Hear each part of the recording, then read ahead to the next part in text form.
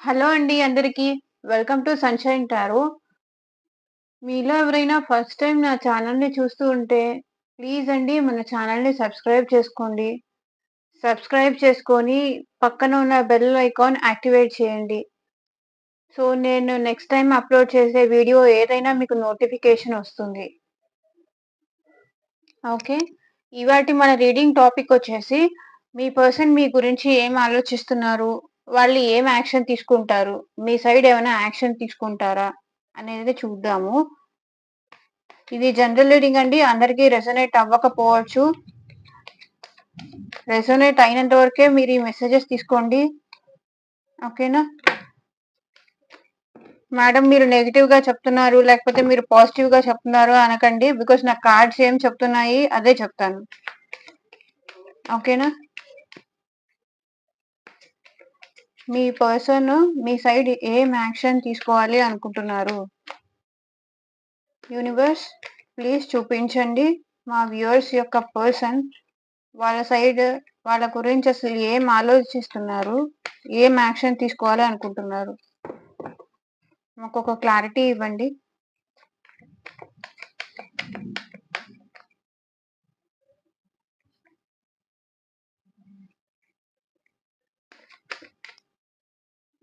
Five of wands,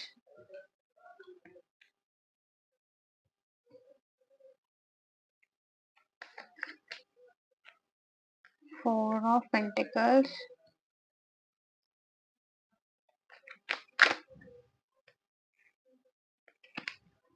4 of swords,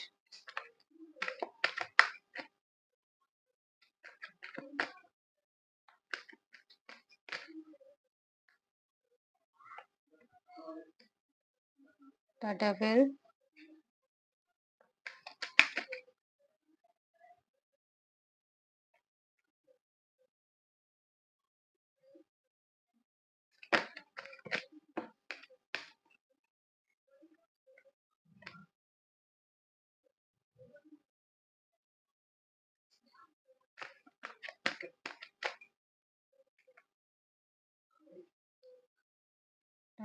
ace of swords,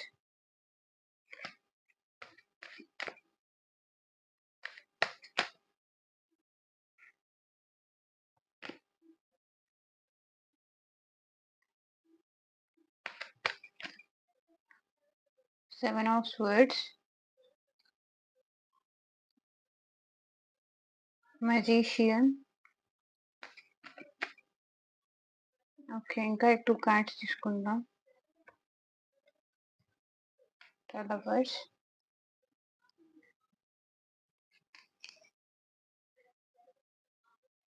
queen of wands. So bottom of the deck వచ్చేసి వాళ్ళు మీతో celebrate చేసుకోవాలి అనుకుంటున్నారు. వాళ్ళు రీయూనియన్ కావాలి అనుకుంటున్నారు. మీతో కలిసి సెలబ్రేట్ చేసుకోవాలి అని ఆలోచిస్తున్నారు.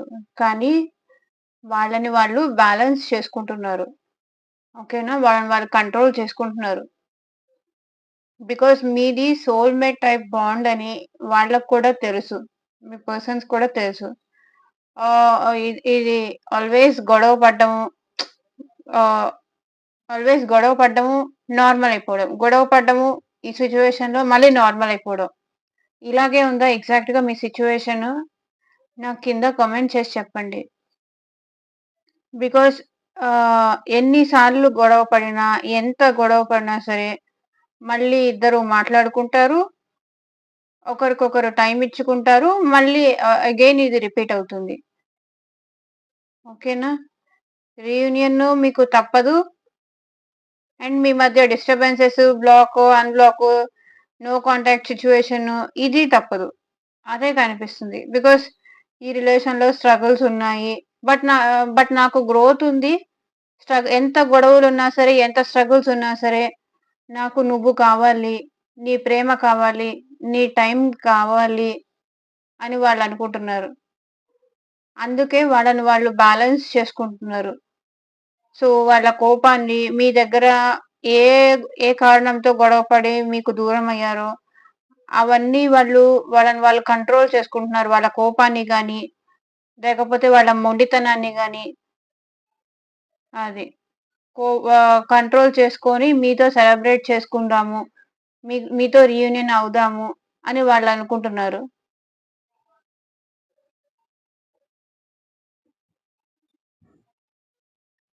సో, మీ ఇద్దరి మధ్య ఆహ్, చాలా లవ్ ఉందండి. చాలా ప్రేమ ఉంది. ఒకరికంటే ఒకరు. ఆ పర్సన్ మీ పర్సన్‌కి కూడా మీరంటే చాలా ప్రేముంది. అసలు వాళ్ళు మర్చిపోలేకపోతున్నారు మిమ్మల్ని. కానీ ఏంటంటే, మీ ఇద్దరి మధ్య ఆర్గ్యుమెంట్స్ కానీ, డిస్టర్బెన్సెస్ కానీ, గొడవలు కానీ ఏవో జరిగాయి.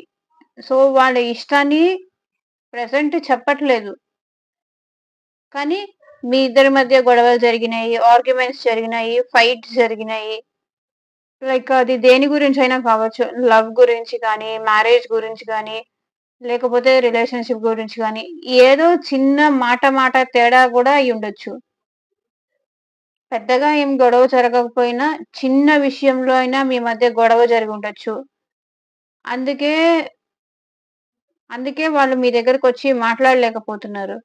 బికాజ్ వాళ్ళకి ఈ రిలేషన్‌లో ఒక స్టెబిలిటీ కావాలి అని వాళ్ళనుకుంటున్నారు. నా పర్సన్‌తో నాకెలాగైనా స్టెబిలిటీ కావాలి. నువ్వే ఆ స్టెబిలిటీ ఇవ్వు. ఎంతమంది ఏమనుకున్నా సరే, నాకు నా పర్సన్‌తో స్టెబిలిటీ కావాలి. అని వాళ్ళు దేవుడిని కూడా ప్రార్థిస్తున్నారు. లైక్ "నువ్వే నాకు దిక్కు దేవుడా! నా పర్సన్‌తో నాకు మళ్ళీ రీయూనియన్ అయ్యేలాగా నువ్వే చూడు" అని అంటున్నారు. సో, అబ్సెసివ్‌గా వాళ్ళు మీ గురించి థింక్ చేస్తున్నారండి. కావాలన్న దానికన్నా కూడా ఎక్కువగా వాళ్ళు మీ గురించి ఆలోచిస్తున్నారు. మీరు లేకుండా వాళ్ళు ఉండలేకపోతున్నారు. మీతో మాట్లాడకుండా ఉండలేకపోతున్నారు. మీ వాయిస్ వినకుండా కానీ, మీతో మాట్లాడకుండా కానీ, మిమ్మల్ని చూడకుండా గానీ వాళ్ళు ఉండలేకపోతున్నారు. లేకపోతే మీ టచ్ ఫీల్ అవ్వకుండా కూడా వాళ్ళు ఉండలేకపోతున్నారు. అబ్సెసివ్‌గా థింక్ చేస్తున్నారు. వాళ్ళ డే అండ్ నైట్ వాళ్ళకి మీరే గుర్తొస్తున్నారు. వాళ్ళకి ఇంకా హోప్ ఉంది. నేను నా పర్సన్‌ని కలుస్తాను, మాట్లాడతాను అనే హోప్ అయితే మాత్రం వాళ్ళకింకా ఉంది. సో, హోప్ ఉంది కాబట్టి వాళ్ళని వాళ్ళు కంట్రోల్ చేసుకుంటున్నారు. వాళ్ళని వాళ్ళు బ్యాలెన్స్ చేసుకుంటున్నారు. మీ పర్సన్స్‌కి మీరంటే ఇంకా ఇష్టముంది, ఆశుంది వాళ్ళకి. మళ్ళీ, మళ్ళీ మా రిలేషన్ నార్మల్ అవుతుంది. వాళ్ళకి ఈ రిలేషన్‌లో న్యూ బిగినింగ్ చెయ్యాలి. న్యూ స్టార్ట్ చెయ్యాలి. మీతో వచ్చి దాని గురించి మాట్లాడాలి అని గూడా వాళ్ళనుకుంటున్నారు. బికాజ్ మేబీ ఇక్కడ వాళ్ళ మదర్ ఇన్‌ఫ్లూయెన్స్ వాళ్ళ పైన ఎక్కువ ఉండుండొచ్చు. అందుకే వాళ్ళకి ఆహ్, మీతో గొడవ పడి వాళ్ళు దూరమయ్యారు తప్ప, వాళ్ళకి మాత్రం మీరంటే చాలా ఇష్టముంది. చాలా ప్రేముంది. ఓకేనా? వాళ్ళ అమ్మ కారణంగా వాళ్ళు మీకు దూరం అయ్యుండొచ్చు. సో, అదే నాకిక్కడ కనిపిస్తుంది. వాళ్ళకి మీ నుంచి దూరంగా ఉండటం చాలా భారంగా ఉంది. చాలా అంటే చాలా భారంగా ఉంది. నువ్వు లేకుండా నేను నా లైఫ్ ముందుకు తీసుకెళ్ళడం నాకు చాలా ప్రాబ్లమ్‌గా ఉంది. నా వల్ల కావట్లేదు. బికాజ్ అబ్సెసివ్‌గా వాళ్ళు ఆలోచిస్తున్నారు మీ గురించి. మీరంటే ఫీలింగ్స్ ఒస్తున్నాయి. మీరంటే ప్రేమ ఉంది. మిమ్మల్ని మిస్ అవుతున్నారు. ఓవర్‌గా మీ గురించే థింక్ చేస్తున్నారు. అందుకే మీరు లేకుండా వాళ్ళ లైఫ్ ముందుకు తీసుకెళ్ళాలి అన్న ఆలోచన కూడా వాళ్ళకి చాలా కష్టంగా ఉంది. తీసుకోలేకపోతున్నారు. ఆ మాటను గూడా వాళ్ళు తీసుకోలేకపోతున్నారు. బికాజ్ వాళ్ళకి ఎందుకు తీసుకోలేకపోతున్నారంటే వాళ్ళకి మీతో న్యూ బిగినింగ్ చెయ్యాలి. ఏదో ఒక చిన్న ఐడియాతో అయినా సరే, చిన్న ఆహ్, పాజిబిలిటీ ఉంటే మళ్ళీ మీతో వచ్చి న్యూ బిగినింగ్ చేయాలి అని వాళ్ళనుకుంటున్నారు. ఏ ఏ ఒక్క ఛాన్స్ ఉన్నా నేనైతే ఈసారి వదులుకోను నా పర్సన్‌ని అని స్ట్రాంగ్‌గా డిసైడ్ అయ్యారు వాళ్ళు. ఒక్క ఛాన్స్ కోసం వాళ్ళు వెయిట్ చేస్తున్నారు. ఏం చెప్పి మిమ్మల్ని ఒప్పించాలి? ఏం చెప్పి ఒప్పించి మళ్ళీ మీ లైఫ్‌లోకి వాళ్ళు రావాలి అని ఆలోచిస్తున్నారు. ఏం చెప్తే ఈసారి మీరు ఒప్పుకుంటారు అని వాళ్ళు ఆలోచిస్తున్నారు. మేబీ వాళ్ళు నువ్వంటే నాకిష్టం లేదు అది ఇది అని బిఫోర్ వాళ్ళు మీకు చెప్పుండొచ్చు.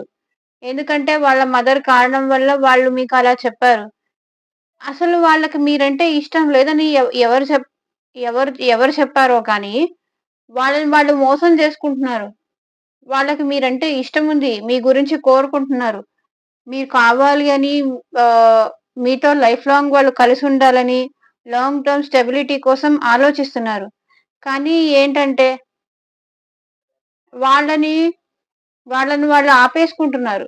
మీ దగ్గరికి రాకుండా వాళ్ళని వాళ్ళు ఆపేసుకుంటున్నారు. చాలా అబ్సెసివ్‌గా థింక్ చేస్తున్నారు మీ పర్సన్ మీ గురించి.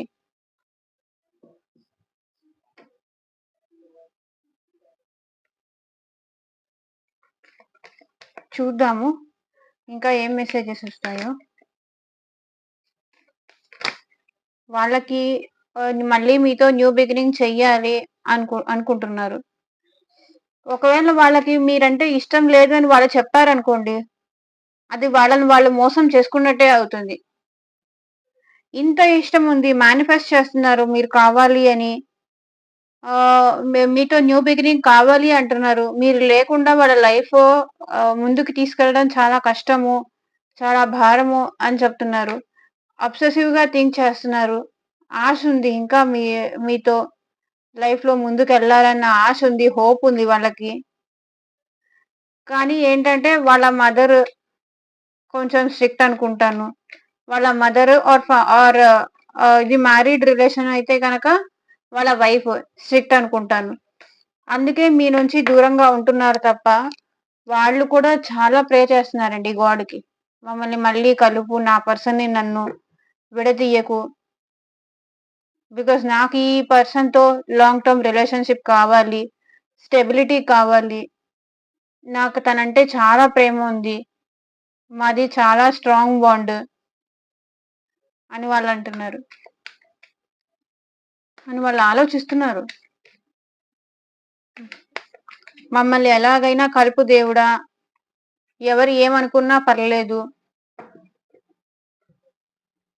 అని అంటున్నారు. చాలా చేంజెస్ ఉన్నాయండి. ఈ పాజిటివ్ రీడింగ్‌ని క్లెయిమ్ చేసుకోండి. ఓకేనా?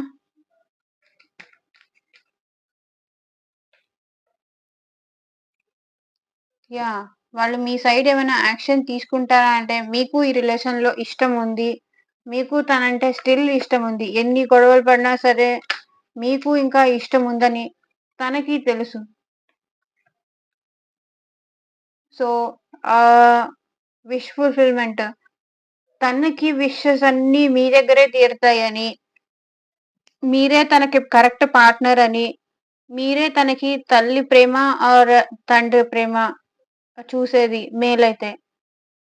మీరే తనకి ఒక వైఫ్ మెటీరియల్ అని కానీ, లేకపోతే హస్బెండ్ మెటీరియల్ అని కానీ, తన కోరికలు మీరైతే మాత్రమే తీర్చగలరని వాళ్ళనుకుంటున్నారు. తన విషెస్ అన్నీ తన హస్బెండ్‌లో ఏం చూసుకుంటున్నారో, లేకపోతే వాళ్ళ వైఫ్‌లో ఎలాంటి క్వాలిటీస్ ఉన్న వైఫ్ వాళ్ళకి కావాలి అనుకుంటున్నారో, అలాంటి పర్సన్ మీరే అని వాళ్ళకి కూడా తెలుసు. చాలా ఎక్కువ ఓవర్ థింక్ చేస్తున్నారండి. ఈ రీడింగ్ మాత్రం వాళ్ళు మీ గురించి చాలా ఎక్కువ ఆలోచిస్తున్నారు. Knight of pentacles. సో, వాళ్ళు స్లోగా మీ దగ్గరకొచ్చి, ఈసారి రష్‌లో అంటే తొందరలో వచ్చి మీ దగ్గరికి వాళ్ళ ఇష్టాన్ని చెప్పాలి అనుకోవట్లేదు. నిదానంగా అయినా సరే, ఈసారి అంతా సెట్ చేసుకుందాము. తొందరపడి ఫాస్ట్‌గా మీ దగ్గరకొచ్చేసి వాళ్ళ ఇష్టాన్ని చెప్పేసి మళ్ళీ ఏదో ఒక ప్రాబ్లమ్స్ రావడం, గొడవలు పడడం ఇలా కాకుండా ఒక మెచ్యూర్డ్ పర్సన్ లాగా, ఒక స్టెబిలిటీ ఉన్న పర్సన్ లాగా మీ దగ్గరకొచ్చి, తన ఇష్టాన్ని చెప్పి, మీతో లాంగ్ టర్మ్ రిలేషన్‌షిప్ కావాలనుకుంటున్నారు. అది మ్యారేజ్ కానీ, లేకపోతే ఇంకేదన్నా సమ్ అదర్ రిలేషన్‌షిప్ కానీ, సో ఏదైతే అది, వాళ్ళైతే మీ సైడ్ చాలా స్లోగా, నిదానంగా ఈసారి మాత్రం మీ పర్సన్ చాలా మెచ్యూర్డ్‌గా ఉన్నారు. ఎంత అబ్సెసివ్‌గా థింక్ చేస్తున్నా సరే, ఈసారి ఇలా కాదు. ఒక స్టెబిలిటీగా ఎళ్ళాలి నా పర్సన్ దగ్గరికి. లైఫ్ లాంగ్ నేను తనతో ఉండాలి. తొందర పడిపోయి ఆలోచన లేకుండా చేసుకొని గొడవలు పడడం కన్నా, స్టెబిలిటీగా నిదానంగా ఎళ్లి ఒప్పించాలి అని అనుకుంటున్నారు. యాక్షన్ తీసుకోవాలని అనుకుంటున్నారు. బట్ చాలా స్లోగా. Fool, bottom of the deck కూడా. వాళ్ళకి మీతో న్యూ బిగినింగ్ చెయ్యాలని ఉంది. ఒక సైకిల్ అయితే మీతో ఎండ్ అయిపోయింది వాళ్ళకి. మళ్ళీ న్యూ బిగినింగ్ చెయ్యాలి అనుకుంటున్నారు. కానీ వాళ్ళు కొంచెం మొండి వాళ్ళండి. చాలా ఈగో పర్సన్స్. వాళ్ళ ఈగో వల్లే ఇంత ప్రాబ్లమ్స్ వచ్చాయా తెలీదు. వాళ్ళకి ఫీలింగ్స్ అనేవి ఉంటాయి. కానీ అది వాళ్ళు బయట పెట్టే టైప్ కాదు. అంటే వాళ్ళ లోపలే దాచిపెట్టుకుంటారు. బయటికి మాత్రం నేనంతా బానే ఉన్నాను అన్నట్టు షో ఆఫ్ చేస్తారు. సో, అందుకే మీకు అర్థం గావట్లేదు. ఏంటి నేనంటే ఇష్టం ఉందా? లేదా? ఎందుకు ఓపెన్ అప్ అయ్యి చెప్పలేకపోతున్నారని. బికాజ్ వాళ్ళకి వాళ్ళ ఈగో ప్రాబ్లమ్, మొండి.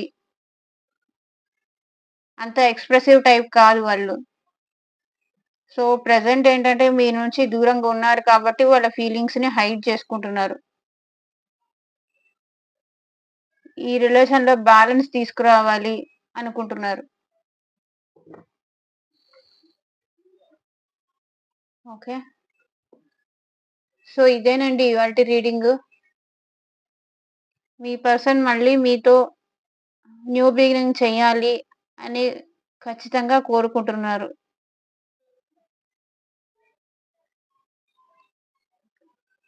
థాంక్ యూ ఫర్ వాచింగ్ అండి. బై. Take care.